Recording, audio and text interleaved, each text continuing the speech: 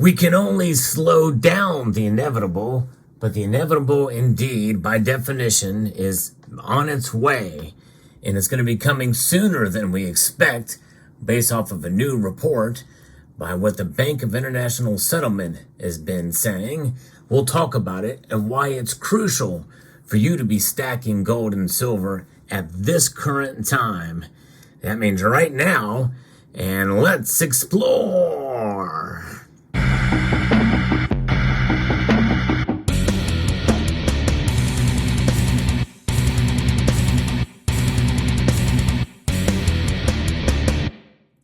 Such a call of action as this to stack gold and silver now. I'm going to explain what I mean about that later in the video, because it's not what you think it means.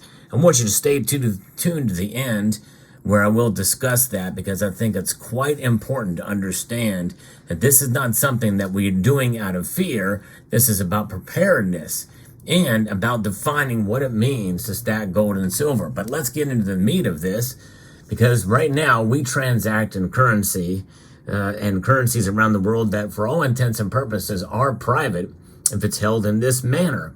The only thing that really identifies with any kind of clarity this note from anything else and to any individual would be the serial number.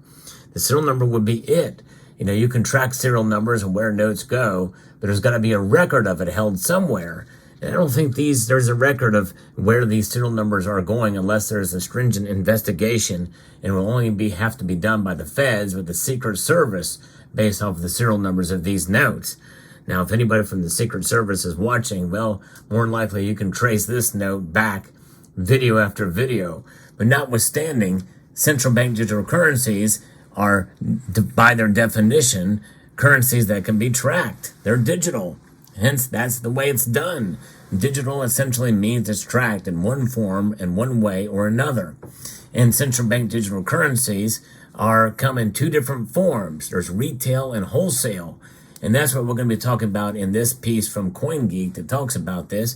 If you enjoy videos like this, where I talk about the news with regards to finance, the markets, money, and precious metals, I hope you will consider subscribing to the channel and pressing that thumbs up button. It really does help to get the videos out there. Wholesale central bank digital currencies will launch in the near future, says the Bank of International Settlements, Augustin Carston. In a recent presentation, he doubled down on the organization's commitment to enabling wholesale CBDCs, which he says are less complex and risky than retail digital currencies. Now, that sounds good, and it sounds promising, and maybe even something that should be done. But the thing is that when you think about it being used on a wholesale level, and if it's successful, that means they're going to push for the retail maybe even sooner than you think as well. A former governor of the Bank of Mexico, Carston, is the BIS general manager, a position he has held since 2017. In his conversation at the 7th annual DC FinTech Week, he discussed the future of CBDCs and the role of a unified ledger in fostering cross-border CBDC transfers. A modern CBDC at the wholesale level will be developed quite fast and will be a reality quite soon in probably most of the countries of the world, stated Carston, as reported by Ledger Insights. A unified ledger is a proposed financial market infrastructure by the Bank of International Settlements that brings together tokenized deposits, CBDCs, and tokenized assets on one platform. It allows for finality in transactions, automation, and integration, and cuts out the need for reconciliation and manual interventions. And that sounds pretty good too, especially for international transactions. While the unified ledger is critical for interoperability and cross-border transfers, Carston says that deploying domestic infrastructure is more important. Once national systems are operational, it will be easy to build other layers on top, he told the attendees. And that's where it gets kind of scary, because that means national systems and retail systems will essentially be kind of built on this infrastructure and or transferred or be the foundation for it, or a pilot program, and they can use that as a foundation for retail central bank digital currencies, which are indeed as well inevitable. But they could come even sooner if this is something that does take off and it is successful.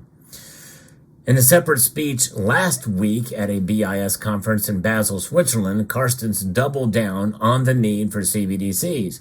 It is increasingly clear, at least to me, that these new forms of money will sit at the core of the future financial system. So he's all on board.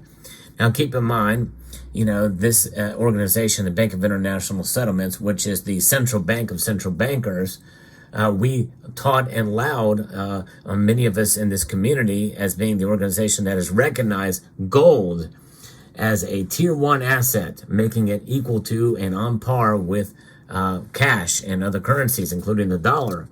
That is an upgrade from where it was before as a tier 3 asset.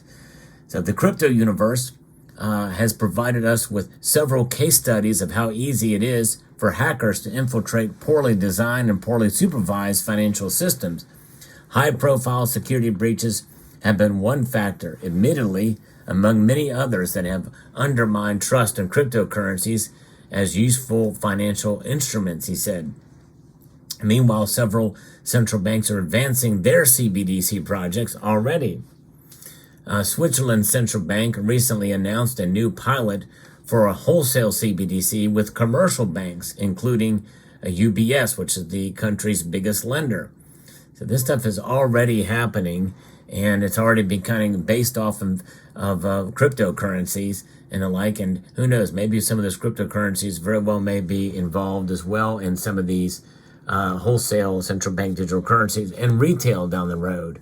Or they could be the impetus for maybe even banning things like Bitcoin, because it will be in direct competition with these central bank digital currencies. But folks, the bottom line here is it's coming. It's inevitable, and it's only a matter of time. It can be delayed by a presidency or a governor of a state here in the United States, but sooner or later, this is where we're going to go. It's amazing how quickly society changes, but what doesn't change is gold and silver. For those of us who are leery of all this technology, especially how they will use it to spy on us and to prevent us from doing anything. They don't even need to spy on us.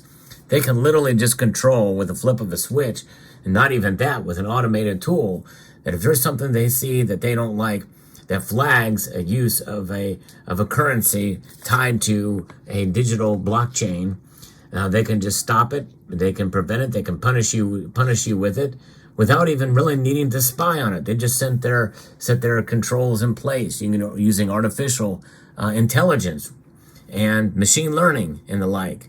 They won't even need to spy. That's how powerful central bank digital currency can be, and how they will punish you with it. In other words, you won't be able to spend any money, or you will have to spend it before it expires. They can take it out of your account. They can put it into your account at will, punish you, reward you based off of the social credit system that they may have in place, and punish you in the same measure.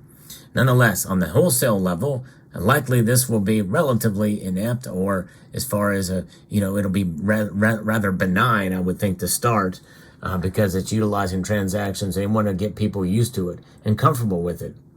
Make no mistake, they will do the same thing with a retail version as well too. They'll tout all the benefits of it, and none of the scary factors, the things that will harm us, that we're talking about here. In fact, they'll deem it off and write it off as being a ridiculous notion to even think about that type of thing. We could go 10 years and it could be a really good thing. In fact, where is it? Once it passes through a generation and once it's heavily entrenched, about 20 years or so, then they will do it. But you know what? I don't even think they need to do that. In this instant information age we live now, 6 months ago is ancient history. So I think it'll happen a lot faster.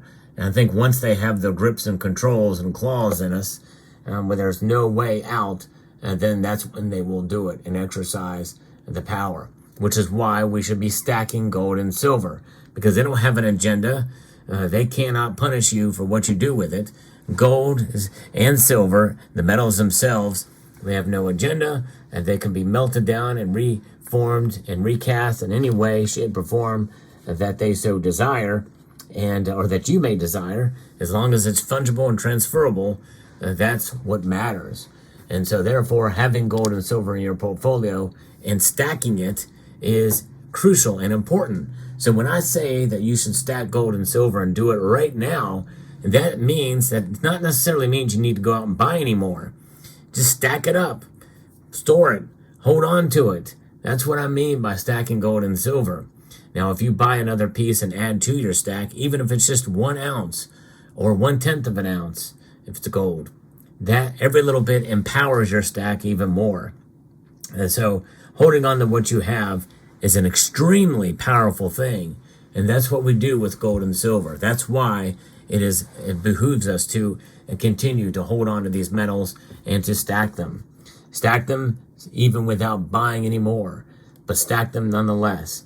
Realize the power of your stack, because it is a very